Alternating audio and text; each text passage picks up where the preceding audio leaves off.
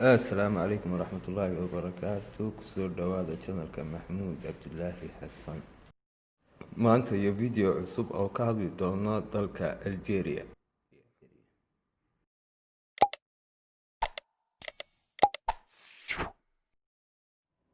Algeria waa dal carbeed oo ku yaala waqooyiga qaaradda Afrika oo caasimadiisa iyo magaalada ugu weyn loo yaqaan Algeria ama Algiers. cabirka dhulka dalka Algeria waxaa lagu qiyaasaa 2,400,000 oo kiiloomitir.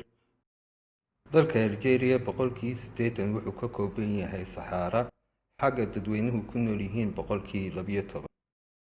Algeria waa dalka ugu weyn qaaradda Afrika wixii ka dambeeyay 2011 marka dalka Suudaan la qaybiyay.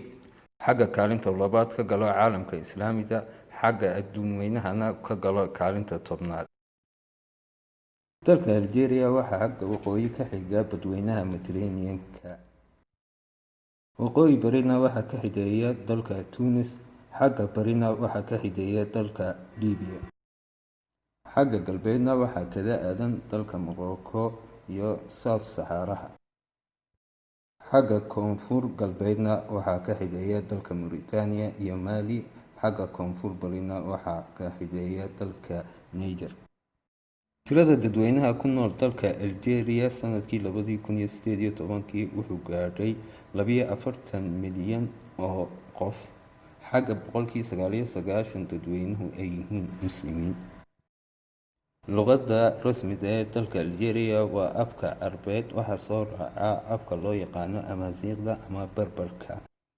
badanka dadweynaha ku nool dalka Algeria waxay ku hadlaan afka Faransiiska oo xaggaas oo gumaystuhu ahaa dalka Faransiiska. lacagta laga isticmaalo dalka Algeria waxaa loo yaqaanaa diinaar. madaxweynaha dalka Algeria magaciisu waa Abdelmadjid Tebboune.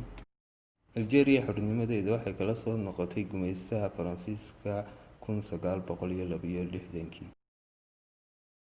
Algeria waxay ka mid tahay midowda Afrika iyo jaamacadda Carbeed iyo qaramada midoobay iyo dalalka soo saara shidaalka ee loo yaqaan OPEC. dalka Algeria wuxuu ku caan yahay timirta, xagga adduunweynaha loo yaqaan jannadii timirta.